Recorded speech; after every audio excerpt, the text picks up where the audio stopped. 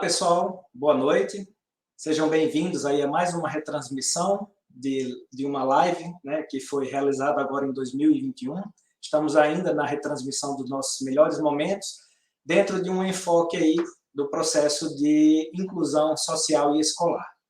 E hoje nós vamos ter a retransmissão da live Inclusão Escolar no Cotidiano, que foi um debate muito produtivo, realizado pela professora doutora Tatiana dos Santos e o professor doutor Emanuel Santana.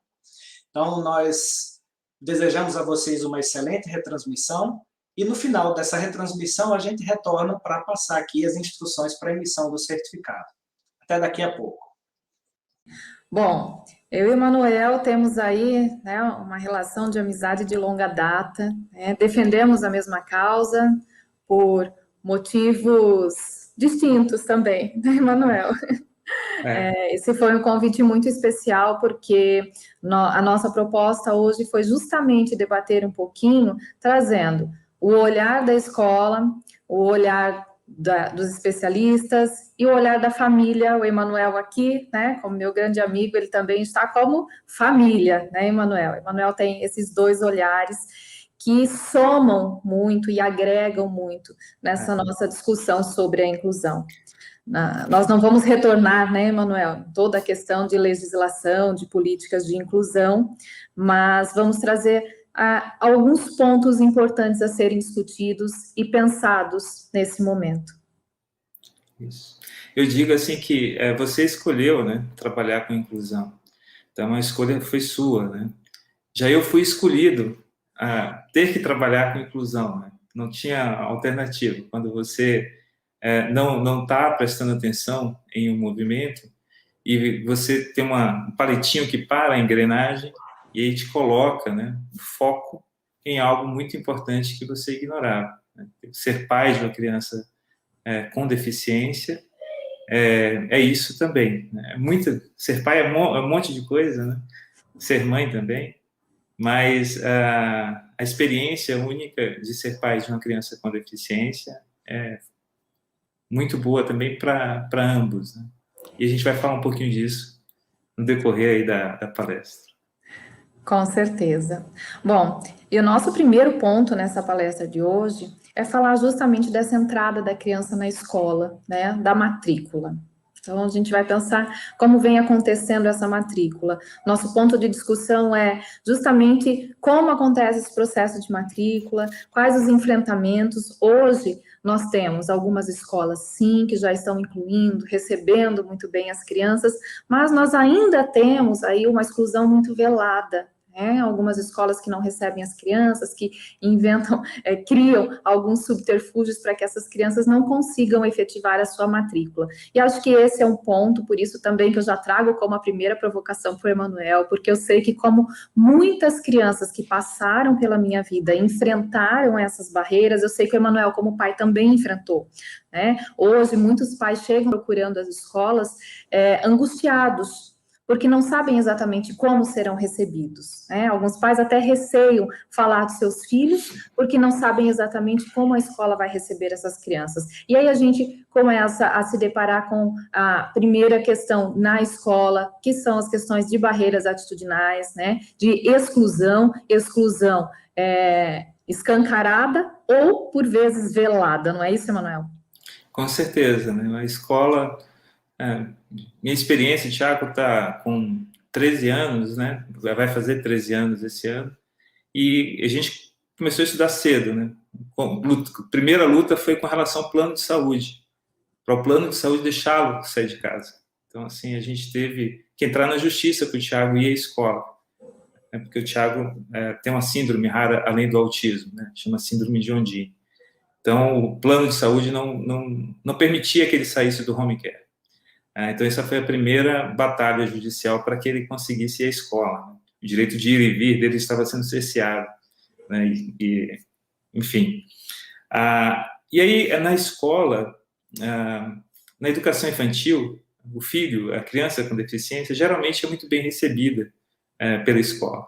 Até porque não tem ainda, né, os laudos, principalmente o autismo está sendo muito... o número de diagnósticos está aumentando muito, né? Hoje a gente tem uma incidência de 1 para cada 54 nascidos vivos no autismo. Então, aumentou muito, né? Isso já foi bem menor esse número. Só para ter uma referência, em 2009 era 1 para 57. Então, se a gente olhar na década de 80, o diagnóstico era quase inexistente. Então, a criança não tem um diagnóstico ainda, então na educação infantil é muito fácil. Mas a partir do fundamental, começam a surgir barreiras, né? Os muros das escolas vão ficando cada vez mais altos. E no começo, no Fundi 1 ainda é algo meio velado, né? Igual você falou, dependendo da escola. A educação das crianças começou na escola com pedagogia Waldorf, então, no início, obviamente, fomos muito bem recebidos. E durante até o terceiro ano, né, tudo bem. E até porque o autismo privilegiou o Thiago em outros aspectos, né? Ele foi alfabetizado, ele se auto-alfabetizou, né? Não fui eu, educador, não foi minha esposa, também educadora, nem foi a escola. Então, ele se auto-alfabetizou. Então, assim, quando a gente pega o início, né, ele estava muito à frente dos coleguinhas, né? Contando de um caso específico. Mas depois, as habilidades sociais do autismo acabam distanciando a pessoa com deficiência do restante da turma.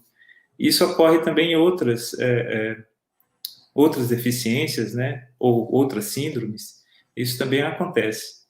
E aí a escola começa a erguer barreiras. As pessoas com Down, elas sofrem, como elas são sindrômicas, né, aparece visualmente, elas sofrem duplamente, né, porque elas não têm esse início mais afetuoso.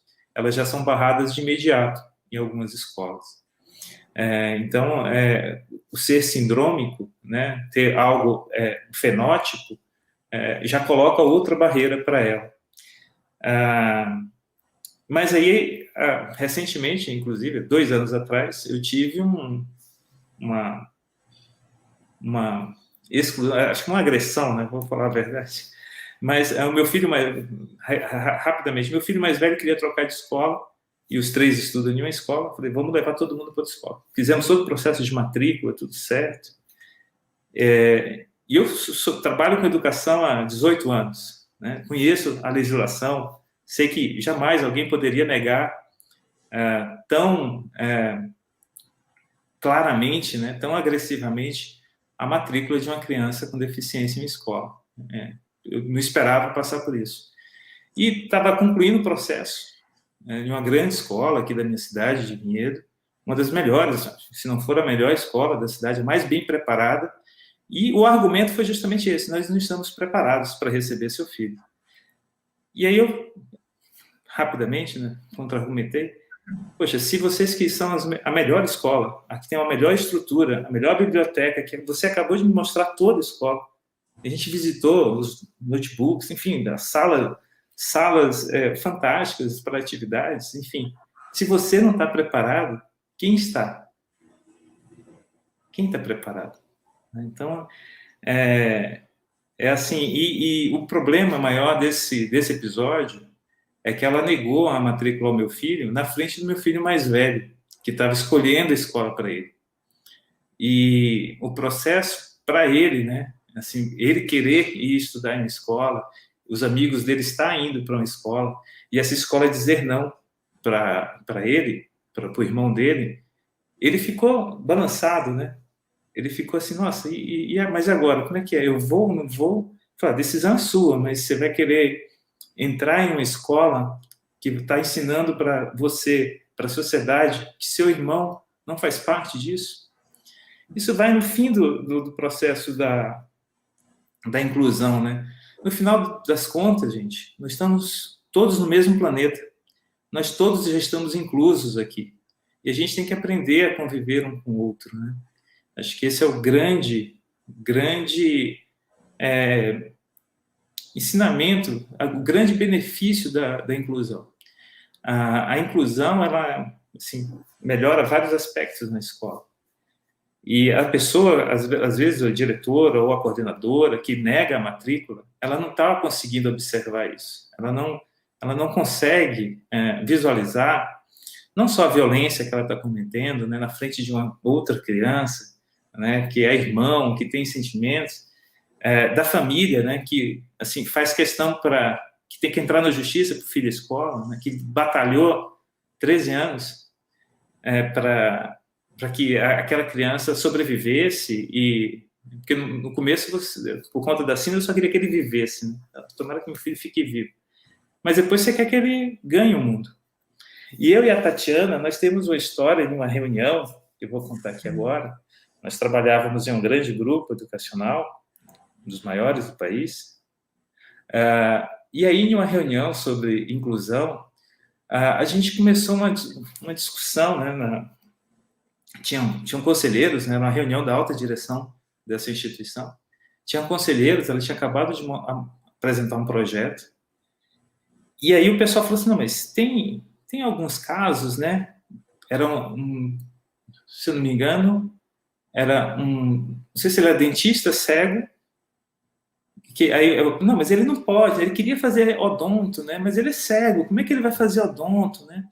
E aí a gente teve a oportunidade de, naquele momento, né, contar justamente isso. Eu não quero que ninguém diga para o meu filho qual é o limite dele. Se ele pode ou se ele não pode. Eu quero que ele descubra isso. Aonde ele pode ir. Eu não quero que ninguém coloque uma barreira. Você pode ir até aqui. Né? O que os pais desejam é que eles descubram. Da mesma maneira que os típicos, né? O que um pai quer para um filho atípico é a mesma coisa que você quer para o típico. Você quer que ele descubra os limites dele, você quer que ele dê o máximo dele. Você quer que ele seja o melhor que ele pode ser, que ele explore toda a potência. E o aluno de odonto, ele poderia basicamente trabalhar em inúmeras habilidades da odontologia que não requer a visão. Aliás, eu acho que ele continuou o curso, eu não tenho essa notícia desse aluno especificamente, mas foi mais um desabafo nosso lá, né, Tatiana? E eu acho que funcionou muito bem, porque a escola não pode dizer até onde a criança vai ir.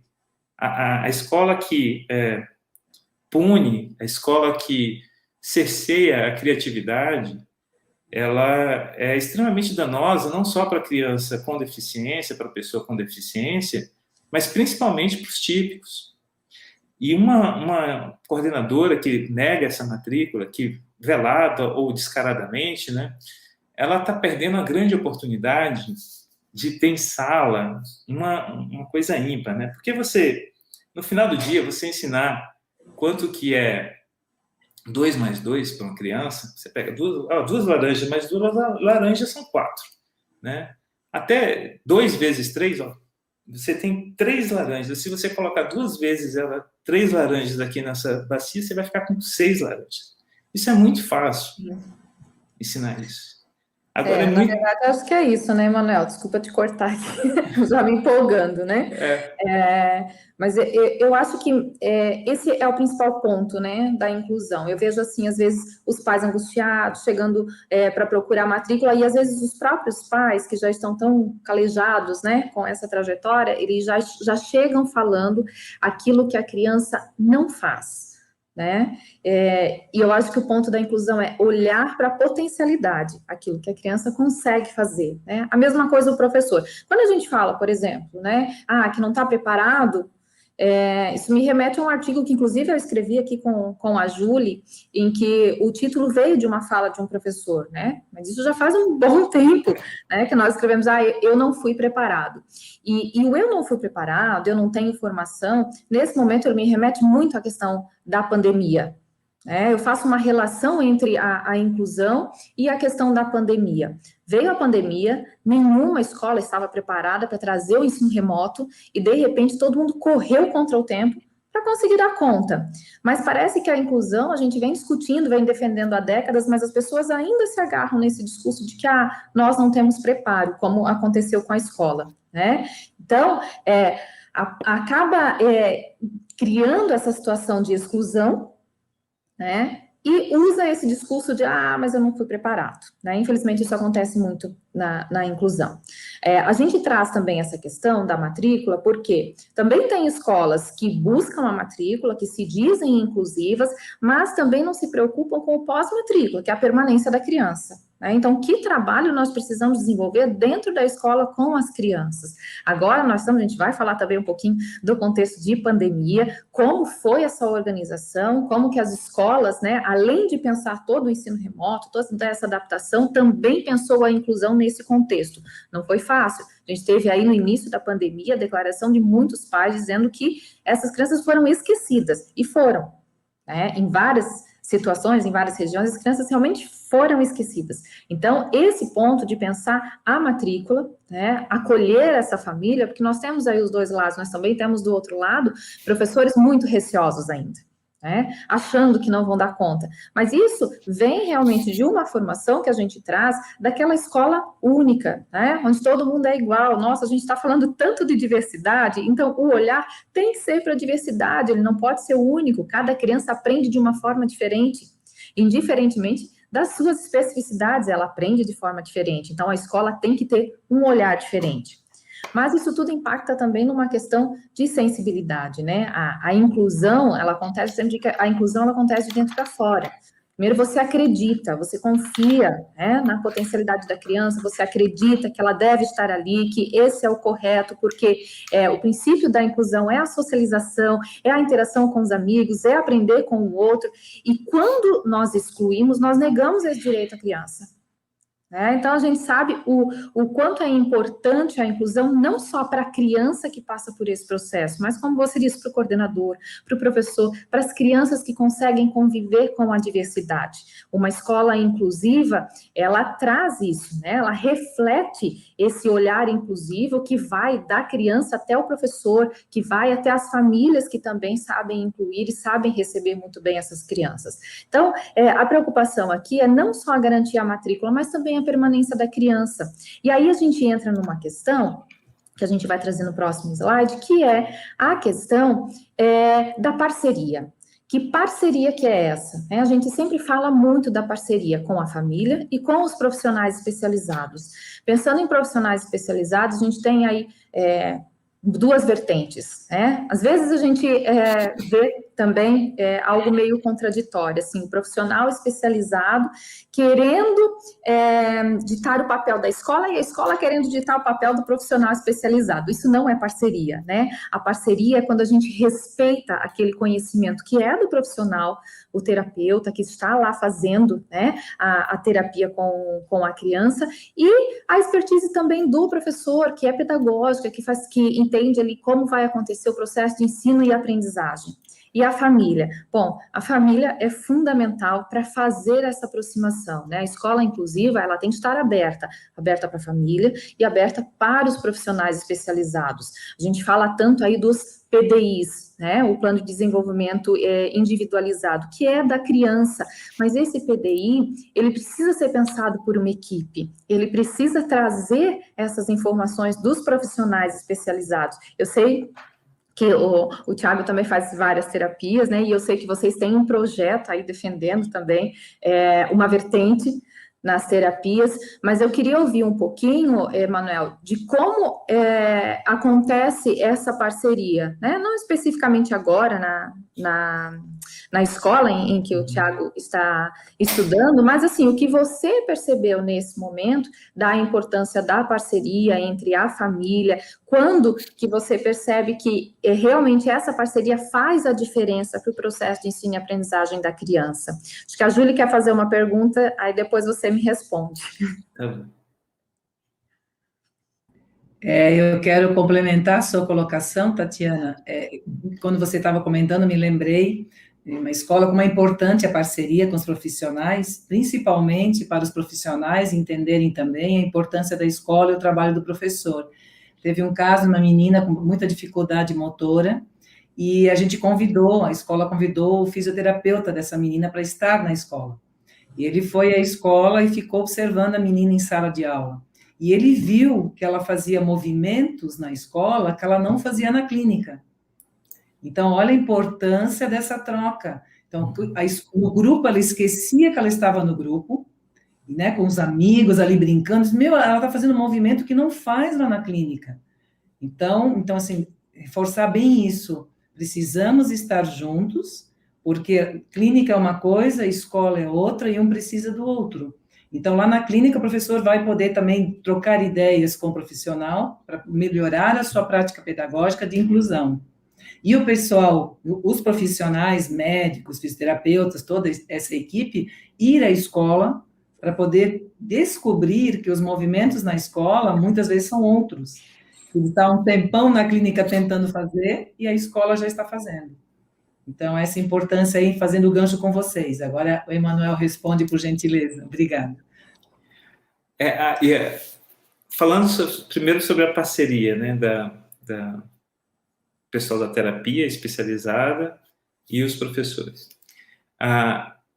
Se você tem abertura dos dois lados, né, isso é fantástico, né? Mas a equipe especializada é algo que está mais perto dos pais, porque eles, no fim do dia, eles que contratam, eles que escolhem, né, ou que mantêm, mesmo quando é pelo plano, né, é uma escolha do pai. A escola, quando ela é receptiva, e eu tive sorte com relação a isso, uma escola muito receptiva à terapia, a gente conseguiu fazer isso que a Júlia contou, né, do fisioterapeuta que vai e observa. Né? Primeiro, que é a escola que deixa a gente levar o nosso acompanhante, né? E aí a gente está mudando esse nome, em vez de acompanhante, a gente está mudando para aplicador terapêutico.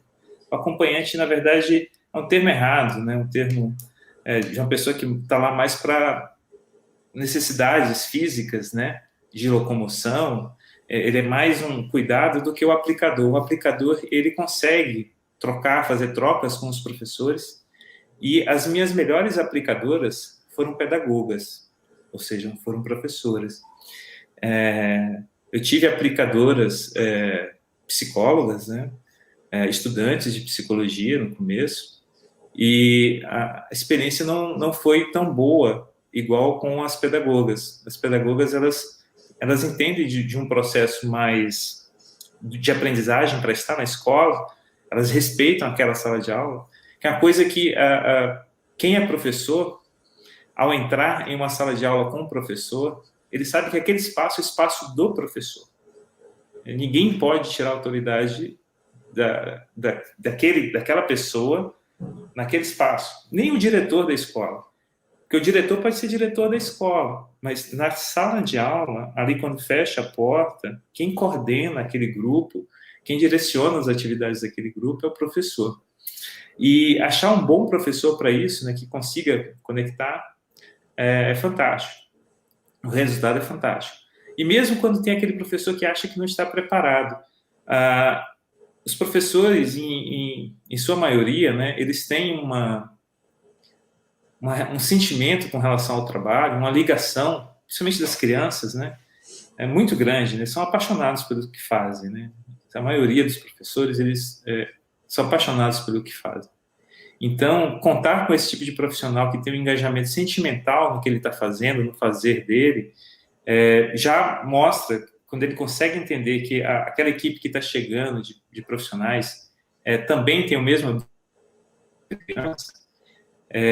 do aluno dele, ele acaba escutando, né? Então, ele escuta. Então, mas tem que ter muito jogo de cintura no fim do dia, porque se você pega um professor que acredita muito, tem crenças muito fortes, as pessoas que têm crenças muito fortes, elas dificilmente aprendem coisas novas, né? Porque ele já sabe, né? Então, quando a pessoa sabe que não sabe, né, é o princípio, né? Só sei que nada sei. Né? Aí sabe, então ele sabe alguma coisa. Mas eu acho que é esse jogo de cintura, Tati. Realmente, assim, a gente percebe, Emanuel, que as escolas inclusivas que estão abertas para receber esses profissionais, né, para acompanharem as crianças, para participarem desse planejamento, pensando o plano de desenvolvimento individualizado das crianças, são escolas que realmente fazem a diferença, né, porque realmente traz a expertise de cada um em prol da criança, afinal, no fim do dia, o objetivo é um só. né? Então, a gente tem que aprender a fazer essas parcerias e desconstruir também, eu chamo de ranços, né? Alguns ranços da escola, de que o profissional não deve vir para a escola, ou a escola não deve se intrometer na terapia. A gente tem que desconstruir esses ranços também e entender que o objetivo é um só, e que a gente só vai conseguir esse objetivo se realmente os profissionais se unirem e manterem essa parceria, trazendo a família, logicamente, junto. Julie? Temos 3 questões aqui, eu vou colocar para vocês, e vocês vão... A do Jorginho, desculpe, qual a diferença entre especializados e não especializados? Ela está perguntando para o profissional, será? Será que porque vocês falaram profissionais especializados e não especializados, não ficou bem claro, né? Quando a gente fala dos profissionais, não sei se a Emanuel quer complementar, mas quando a gente fala dos profissionais especializados, normalmente é a equipe terapêutica da criança, né? O psicólogo, né? O fonoaudiólogo, o TO. Quer complementar, Emanuel? Não, é justamente isso, né? São as pessoas, são profissionais que têm outras atividades que não a docência, né? Ou a educação, mas que podem participar de maneira muito benéfica, né? Do desenvolvimento da criança e também do próprio aprendizado. Se você pegar um profissional, um analista do comportamento aplicado, né, e que trabalhe junto com o professor, nossa, as contribuições para ambos são muito saudáveis, né? Aliás, é altamente recomendável. Inclusive, a análise do comportamento para os típicos, né, que são os que mais se beneficiam. Como eu estava falando, assim, naquela questão do ter um aluno especial em sala, que está lá vivenciando o dia a dia com essa turma, que é aquela questão da matemática, que é muito fácil, né, você ensinar isso, né, que 2 mais 2 é igual a 4, né, 3 vezes 2 é igual a 6. Né, então, você pode demonstrar isso, né, é exato, né, mas vai ensinar valores, vai ensinar paciência para uma criança, vai ensinar tolerância para uma criança, vai ensinar respeito para uma criança. Isso é hard. As habilidades que o pessoal chama, isso aqui é soft skills. Nossa, isso aqui são core skills. Porque no final do dia, as máquinas já fazem isso melhor do que a gente, já dizem que 2 vezes 2 é 4, mais rápido que a gente. E a inteligência artificial caminha nessa direção. As máquinas já vão superar rapidamente os seres humanos nesse tipo de cálculo, ou nesse tipo de habilidade, nesse tipo de inteligência. Mas jamais uma máquina vai sentir medo. Ela não sabe o que é isso. Uma máquina não vai ficar em dúvida se Deus existe ou não. Uma máquina não vai ter compaixão, nem com o ser humano, nem com outra máquina. E você ter uma criança com deficiência em sala, ela te coloca essas questões no dia a dia, de uma maneira muito prática, igual as 2 laranjas. 2 mais 2 é 4. Ela chega para você e fala, 2 mais 2 é 4. Você precisa de respeito, você precisa de tolerância, você precisa de paciência.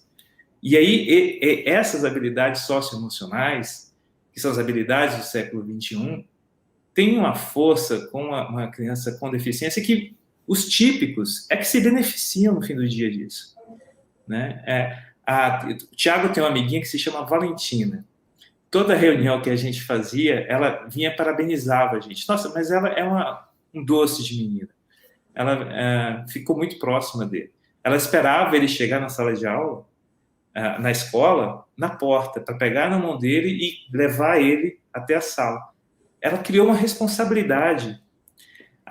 O desenvolvimento dessas habilidades na Valentina, de cuidado, de carinho, de respeito e de benevolência mesmo, de valores que são...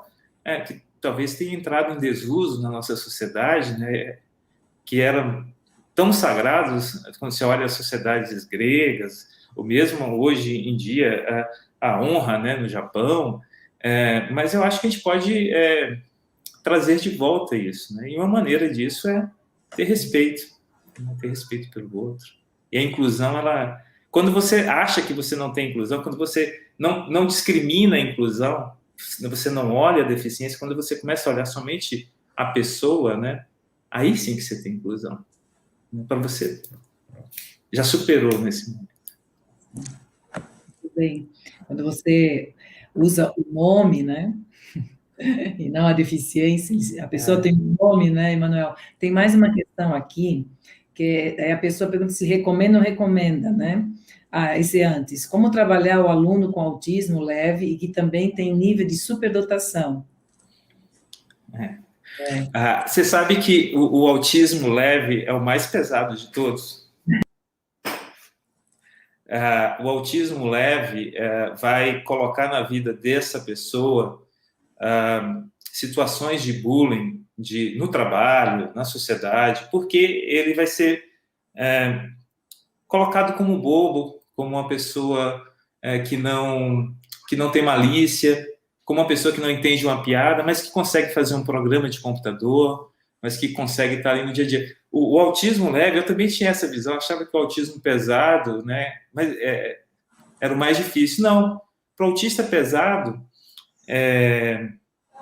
ele é feliz, porque ele vai ser feliz. Agora, o autista leve precisa de muito trabalho, e principalmente com as suas habilidades sociais, né, comunicação funcional, né, comunicação social, então tem que ser trabalhado nisso. Tem que ser feito um trabalho nele com análise do comportamento aplicado, né, terapia ABA. Aliás, a educação dele deve ter uma instrução programada para justamente aproveitar essas habilidades de superdotação e que essas habilidades não sejam utilizadas como o Exército já usou, né, habilidades de autistas superdotados, autistas que tinham habilidades inúmeras, né, que conseguiam fazer, e só que eles não sabiam o que estavam fazendo, né? Não tem malícia, né? Então tem que só tomar muito cuidado para que essas habilidades, essas altas habilidades, será utilizada, será aproveitada em nossa sociedade. Mas basicamente, não só para o autista leve, mas para o moderado ou para o severo, a indicação de terapia baseada em análise do comportamento aplicado, baseado em evidências científicas, deve ser feito o quanto antes. Se você desconfiar do diagnóstico, simplesmente desconfiar do diagnóstico, nem precisa ter diagnóstico, porque não vai fazer mal. E a janela de oportunidade, quanto antes você começar, vai ser melhor. Vai ser os benefícios serão maiores. Não que uma pessoa que acabou de descobrir que é autista, já adulto, não vá se beneficiar, vai também. Mas se você começar cedo, é melhor. Quanto antes. Eu acho que essa pergunta também, Emanuel, ela converge com o nosso próximo slide, né? A gente fala um pouquinho do PDI, né? E indiferentemente da especificidade, um autista leve, com superdotação, ou né, um autista severo, ou um deficiente visual, indiferentemente da especificidade, o olhar tem que ser único, né? Ele tem que ser individualizado. E aí a gente entra na questão do PDI. Hoje, várias escolas já estão fazendo os PDIs, né, para as crianças, construindo junto com a sua equipe multidisciplinar, fazendo todas as observações, os acompanhamentos necessários. E esse plano, ele auxilia muito no momento em que a equipe e o professor vão pensar no processo de ensino-aprendizagem da criança e da inclusão da criança dentro da escola, né? Porque justamente é um documento que vai olhar para a criança de forma individualizada. Bom seria, conversando com o Emanuel, né, sobre o que nós iríamos abordar hoje, como diz o Emanuel, bom seria se cada criança tivesse o seu PDI. Mas a gente sabe que não é a realidade da escola hoje. Então, no mínimo, nós temos que pensar esse documento organizado em parceria para o público-alvo da educação especial, né? Ao menos para esse público, para que a gente consiga atender justamente esses pontos, né? Eu tenho uma criança que é autista leve, tem superdotação, ok? Como a gente vai fazer para auxiliá-la naquilo que ela precisa, mas, acima de tudo, estimular a potencialidade dela, porque é isso, estimular da forma correta, né? A gente pensa, superdotação, mas superdotação tem todo um trabalho a ser desenvolvido, né, para desenvolver essa potencialidade, para que a criança também não se frustre, para que a criança também não se desmotive na escola, porque a gente tem aí N características da criança com altas habilidades de superdotação, né? E aí, então, vem essa questão do autismo. E como é um espectro, jamais nós conseguiríamos dizer aqui como trabalhar com a criança, porque cada um é único. Por isso que a gente tem que desenvolver o PDI, porque o PDI traz o olhar único para aquela criança, aquele espectro, né? O modo como ele vem se comportando, o que ele precisa. Voltamos lá na fala da Júlia, as observações que são realizadas. Hoje nós temos escolas que, se o terapeuta não vem para a escola grava vídeos do dia a dia da criança e manda para o terapeuta, para ele poder, nessa parceria, então, entender como que é o comportamento dentro da escola. Mas, lembrando novamente, é único, né? O olhar tem que ser individualizado. Mesmo porque não tem receita, não tem jeito. Não adianta a gente pensar que tem receita, porque não tem. Tem alguns pontos que a gente pode discutir, mas não quer dizer que vai funcionar para todas as crianças. Como nada funciona para todas as crianças, né? Às vezes o professor pensa que ele vai fazer uma aula maravilhosa, ele planeja uma aula maravilhosa, mas de repente ele não consegue atingir todas as crianças, e ela não foi maravilhosa para todas as crianças, porque somos diferentes. Então, o olhar para esse documento, para o PDI, ele tem que ser individualizado. E é um documento vivo, né? É um documento que a gente faz lá no início do ano, retoma, avalia, verifica o que deu certo, o que não deu certo, planeja novamente, organiza junto com a família e com os terapeutas todas as estratégias necessárias, auxilia o professor, né? O professor não pode ser o personagem que vai receber os seus alunos, indiferentemente da condição, sozinho. O professor precisa de auxílio, ele precisa de uma equipe dentro da escola que o auxilie. Às vezes a gente vê assim, os casos de inclusão, de que a criança entra na escola e é como se entregasse o professor e toma que agora a responsabilidade é sua. Não, a responsabilidade é da escola. A escola tem que pensar junto, o professor precisa de apoio. Por isso que às vezes a gente também escuta tantas angústias dos professores, né, algumas barreiras atitudinais muito fortes ainda, e algumas angústias dizendo que realmente é difícil, que não conseguem, que não tiveram formação. Mas é porque a escola ainda não desenvolveu cultura inclusiva, e isso não acontece da noite para o dia. Cultura inclusiva é algo que demora, né? Primeiro ela começa de dentro para fora, primeiro eu tenho que acreditar, e depois, então, desenvolver essa cultura em toda a comunidade escolar. Próximo slide. Bom, e aí a gente tem aí a inclusão escolar na pandemia, né? Eu lembro que na minha última palestra eu trouxe essa provocação de uma mãe que disse, olha, as crianças com deficiência foram esquecidas. Sim, no início da pandemia a gente percebeu que muitas crianças com deficiência foram esquecidas, né? Contudo, como as escolas correram atrás para conseguir oferecer o remoto, nós também percebemos algumas experiências positivas nas escolas. Então, assim, equipes que se juntaram para atender as crianças, plantões que foram criados, o ensino remoto também, que foi feito especificamente para a criança, pensando em trabalhar o PDI dessa criança e como usar as ferramentas tecnológicas para fazer isso. Então, a gente teve, sim, algumas experiências muito positivas. Fácil? Não, nada foi fácil nessa pandemia, né? Nada está sendo fácil, as escolas estão retornando agora, algumas crianças retornam, outras não retornam, entra o sistema de rodízio, que para a criança é mais complicado ainda, falamos do autismo, a criança autista que precisa da rotina, entender essa loucura do rodízio também é complicado para ela, né? Porque a gente quebra com a rotina da criança. Então, as escolas começaram a pensar, e quem não começou a pensar, precisa, porque quando nós pensamos em uma metodologia diferenciada para a escola em função de um contexto social, como aconteceu com a pandemia, essa metodologia ela tem que ser pensada para todos. Porque se eu não pensar para todos, eu estou me tornando uma escola excludente, não uma escola inclusiva. E aí, Emanuel, eu lembro que você também falou que, como pai, você teve uma experiência durante a pandemia com o ensino remoto. Nós também tivemos algumas experiências, eu tive lá no mestrado também uma aluna que trouxe experiência de vários estados, de várias cidades, então nós tivemos, assim, hoje eu diria que aquela colocação da mãe lá no início, de que as crianças foram esquecidas, hoje eu diria, muitas não foram. Muitas não foram porque muitas escolas conseguiram se mobilizar para fazer o ideal? Não. Ninguém conseguiu fazer ideal, para ninguém. Hoje, Mas para conseguir fazer o mínimo possível e continuar oferecendo os estímulos necessários para as crianças. E com vocês não foi diferente, né, Manuel?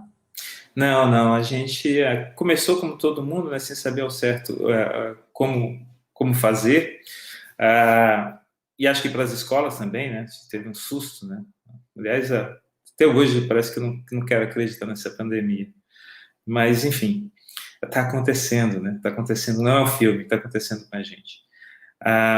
O processo de inclusão do Thiago foi muito difícil no início, porque ele não consegue ficar diante do computador sem brincar com o computador durante 4 horas, imagine, 4 horas na frente da máquina. E aí a gente fez os encontros das escolas, a gente chegou em um comum acordo que seriam somente às sextas-feiras. E durante a semana a gente trabalhou com a aplicadora terapêutica, como ela já é pedagoga e já tinha todo o PDI dele desenhado. Então foi muito importante o PDI para esse momento também.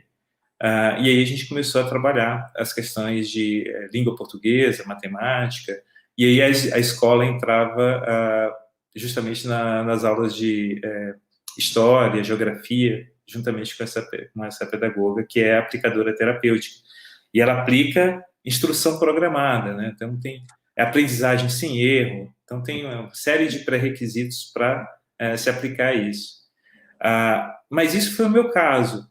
Se a gente pegar os típicos, né, quando a gente vai principalmente para as crianças pobres, as crianças que têm uma realidade socioeconômica muito fragilizada, eles não tiveram acesso a nenhuma aula, né? A gente vai ter aí uma redução de 15% do número de alunos. A gente já tinha, em 2019, 6 milhões de crianças sem acesso à escola, as crianças mais pobres, principalmente na educação Fungi 1. O ensino médio tem uma alta evasão, mas a entrada das crianças demora ainda, principalmente em realidade socioeconômica mais fragilizada. E quando a gente pega esse número, né, nós temos 37 milhões de alunos no ensino público brasileiro, somente 7 milhões, ou 8 milhões agora, no ensino privado. Então, são números que a gente olha, 37 milhões de alunos que tiveram uma educação muito fragilizada, porque o sistema público não estava preparado, em sua grande maioria, né, nós temos escolas muito bem preparadas, públicas, mas em sua grande maioria nós tivemos um grande problema para os típicos também. E agora imagine a realidade de uma criança com deficiência nesse cenário de uma realidade socioeconômica muito fragilizada, em que ele já não tinha AT na escola, né? Então, é chocante, né, quando a gente chega nesse nível. E o desrespeito, né, desrespeito com a educação. Nosso país ele tem um desrespeito muito grande com a educação. Se a gente fazer uma retrospectiva da pandemia, as escolas foram as primeiras, né, a serem fechadas, né, antes dos bares e restaurantes. E logo depois serão as últimas a serem reabertas. Até hoje nós vivemos imbróglios, né? Como reabrir? Embora a gente vê o shopping center funcionando, a gente vê outros ambientes de convívio funcionando muito bem. Então, eu acho que o grande comprometimento de uma sociedade com a educação demonstra muito sobre ela. E aí tem uma responsabilidade muito grande de nós, educadores, de convencimento dessa sociedade, porque no fim do dia é a gente que forma elas. Essa sociedade é formada no banco das escolas, né? Então a gente tem um aprendizado muito grande com a pandemia que evidenciou tão claramente, né, a dureza e a distância social que existe entre esses públicos, né? Primeiro, se a gente for ver o espectro dos típicos, os próprios típicos são negros, são mulheres, são gays. Se você olhar os típicos, só os típicos, eles já são uma variedade tão grande, né? Então, são tantas minorias, né, que vai sobrar um normal, né, em tudo isso. Então, esse cara é o cara que conseguiu ter aula certinho, né? É 1%, né, da sociedade. Mas todos nós sofremos muito com a pandemia. famílias inteiras, né? Nós perdemos um grande amigo, né? Trabalhou conosco durante muito tempo. Aliás, eu estudei com ele, eu contratei ele, trabalhei com ele durante 15 anos. E nós perdemos 230 mil brasileiros, né? No fim do dia, é um olhar que a gente tem que fazer para a pandemia e como nós estamos levando, como nós estamos tratando ela, com sua devida seriedade ou não. Então, eu entendo o medo dos professores, faz todo sentido isso, e é algo para a gente começar a aprender. Assim, eu sei? Não, eu não sei. Mas a gente resolveu dessa maneira, a gente deixou a ter durante a semana atividades mais curtas, né, mais fragmentadas, para ele não ficar durante tanto tempo diante do computador. E às sextas-feiras ele fazia integração com os colegas, né? Que é fundamental, né, Emanuel? É que fundamental. A integração, né? Então, algumas escolas prezaram muito por isso, pela integração das crianças, garantir esse vínculo, né, com os amigos, com os professores. Então, embora a passos muito lentos, eu acho que a gente está caminhando, né, buscando a inclusão. Infelizmente, a gente acaba se deparando também com algumas situações muito desagradáveis, que às vezes a gente acaba perguntando, nossa, mas tanto tempo discutindo isso, né? Precisa de uma legislação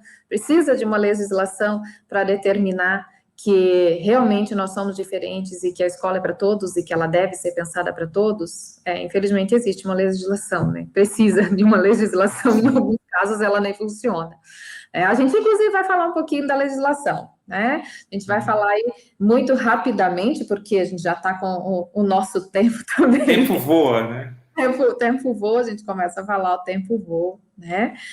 O próximo slide, então a gente vai falar um pouquinho do que nós podemos fazer, né? Eu acho que a primeira coisa é essa atitude sensível, né? O olhar para a inclusão, acreditar na inclusão, entender esse contexto de pandemia e o que eu posso fazer para todas as crianças, né? Não só as crianças, mas também os colaboradores, as famílias, o que é possível fazer. Está todo mundo muito fragilizado. Quando a gente fala assim que as pessoas estão muito fragilizadas emocionalmente, com as crianças que são público da educação especial, não é diferente, né? Então, uma questão de atenção, de cuidado, zelo, pensando na inclusão, pensando nas parcerias e o modo como a gente pode trazer algo significativo disso tudo, né? Próximo.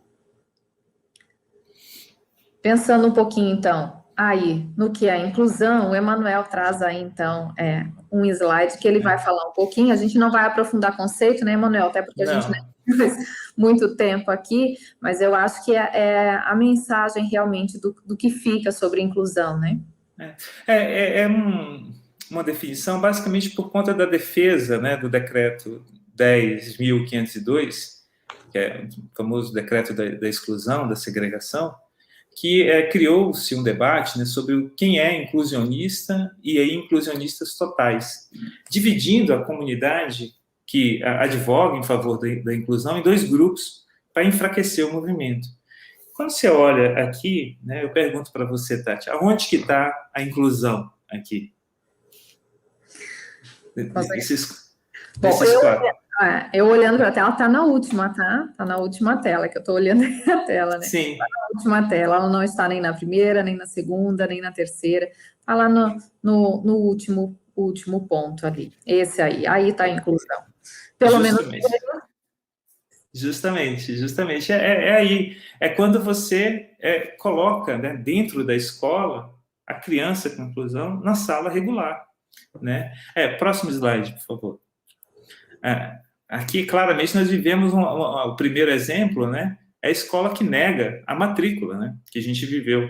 Né? A escola negou a matrícula. O segundo exemplo da segregação é a escola especial. São aquelas escolas criadas especialmente para determinada deficiência de uma criança. O que ela faz? Ela isola essa criança, acaba olhando somente aquela deficiência, aquele gap e acaba esquecendo outros aspectos. Vou passar rápido para mostrar como isso fica claro. E a integração é quando você coloca a criança em uma sala especial, né? E aí você tem a criança está dentro da escola, mas ela está separada em outra sala. a inclusão é esse último círculo, né, onde as crianças convivem, né, onde elas são iguais. Se a gente tirar o azul, o amarelo e o vermelho daquelas bolinhas, aí sim é a superação, né, que é o movimento depois da inclusão, que é você não conseguir olhar a deficiência, né, você não prestar atenção nisso, e ela está inclusa e simples. Vamos dar uma olhada no gráfico do próximo slide. Aqui, ó, mostra justamente isso, né? Se a gente pegar a Declaração de Salamanca, né, de 1994, na Conferência Mundial da Educação Especial, que foi a base, né? A partir daí que a gente começou a incluir os alunos nas escolas regulares, a gente vê que esse vermelho, essa linha vermelha aí, são as escolas exclusivas, né? São as escolas especiais que existiam. E no Brasil já existia escola especial no século XIX. E, aliás, o ministro usou isso como exemplo, né? Que as primeiras escolas do século XIX já eram escolas especiais. Bom, se esse é o modelo, né, do ministro, né, de voltar para o século XIX, onde nós tínhamos 750 mil escravos no Brasil, né, onde essas escolas atendiam somente 12 pessoas, estou falando 12 pessoas. Isso mostra também que essas escolas especiais, elas não cresceram, elas não atendiam os alunos. Se a gente olha para 2020, nós terminamos o ano de 2020 com 156 mil escolas especiais no Brasil. Você sabe quantas dessas escolas são particulares? 117 mil escolas são particulares. Ou seja, é um grande negócio também ter escolas especiais, né? E isso começa a variar o decreto, né, Manuel? Começa a intencionalidade por detrás do decreto, né? E olha, Tati, um número fantástico dessas 1.153 crianças, né? Aliás, 1.153.000 crianças com deficiência que estão em escolas regulares, 900.000 crianças estão em escolas públicas, que demonstra claramente o tamanho do nosso problema. Eu vou pedir para passar, porque se a gente chegar aqui, ó, eu quero que vocês guardem, volta ao slide anterior, só um minutinho. Eu quero que vocês guardem o ano de 2008 e 2009 aqui. Vamos ver esse ano, no próximo slide, que mostra o número de pessoas com deficiência no ensino superior. Vocês observam que 2008 e 2009 tem um salto gigantesco? O que é isso? Muito fala assim, não, a escola regular, ela não ensina. Né? O grande argumento das pessoas que advogam em favor das escolas especiais é que a escola regular não ensina a pessoa com deficiência. Isso aqui prova justamente o contrário. Olha, 2008 e 2009, se a gente pegar a Declaração de Salamanca e o começo da educação inclusiva no Brasil, em 1996, justamente a gente está pegando aqui a entrada das primeiras pessoas com deficiência, dobrando o número de alunos no ensino superior. E no ano seguinte também. E aí você vê, porque é muito claro, se você fazer as contas, o cara saindo do ensino médio e entrando na universidade. É fantástico isso aqui mostra que mesmo os professores não sendo formados, não sendo preparados, ainda assim, o comprometimento dessa pessoa com a educação, o comprometimento dessa pessoa com os alunos, prova que a educação inclusiva é muito melhor, mas assim, é disparadamente melhor do que qualquer escola especial. E é melhor em vários aspectos. É melhor porque essa criança se torna uma pessoa que vai mudar essa sociedade, que vai trabalhar essa sociedade, que vai tornar essa sociedade cada vez mais humana. Né? Acho que esse é o grande ponto. Esse é o ponto, né? Ela é melhor porque ela é mais humana, né? Porque ela olha com um olhar muito mais humano, né? E eu acho que esse boom também das matrículas, ele converge aí com a nossa política, né? Que foi um marco no Brasil, a Política Nacional de Educação Especial na Perspectiva Inclusiva, né? Que foi ali em 2007 e 2008. Então, a gente vê aí, a partir da política, realmente um movimento muito forte. Um movimento que, com o decreto, né? Correu o risco aí continua correndo. Né? Corre ainda, a gente tem um movimento ainda para retomar essa decisão, né? Temos um movimento grande, E o deputado Alexandre Frota entrou com um projeto de lei que justamente volta atrás, né, e tenta ressuscitar o decreto 10.502. Então, assim, para olhar para infelizmente... o documento, a gente tem que entender um pouquinho como são organizadas as políticas públicas, né? E aí a gente tem que entender todos os contextos, inclusive e principalmente o contexto de influência, né, Emanuel? Com certeza. Com certeza. Mas acho que para a gente finalizar, né, Emanuel, a gente tem 2 exemplos, né, que a gente traz aí, um exemplo de superação, de garra. Emanuel escolheu esses 2 exemplos, acho que ele pode fazer a fala final aqui, trazendo, então, esses 2. A Luana, né, foi a primeira pessoa com síndrome de Down a se formar em fisioterapia no Brasil, né, assim, contra todas as teorias, né, de que ela não conseguiria. E o Enan Rezende é uma pessoa fantástica, eu tive o privilégio de fazer uma live com ele, e uma coisa interessante, o Enan, ele se formou, Tati, em uma universidade que ele utilizou boa parte do material didático, né, que nós produzíamos, né? Então, ele se formou em um grupo educacional que nós trabalhávamos. E eu tive a sorte, né, de trabalhar nos 2 grupos distintos, onde essas 2 pessoas se formaram. E ver de perto, né, a entrada assim, de pessoas com deficiência na educação superior, no ensino superior, e ver a evolução deles. O Enan está fazendo agora neurocirurgião, né, ele vai ser neurocirurgião. Quando que você diria que um autista se tornaria neurocirurgião? Tentaram falar para ele que ele não poderia, né? Nós sabemos a história, né? Nós ouvimos essa história, né? Não, você não pode. E ele foi lá e provou que não. E a mãe do Enan começou um trabalho muito, muito bacana que chama Autismo na Escola, em que ela pôde manter o Enan na escola, mesmo contra todas as barreiras, né?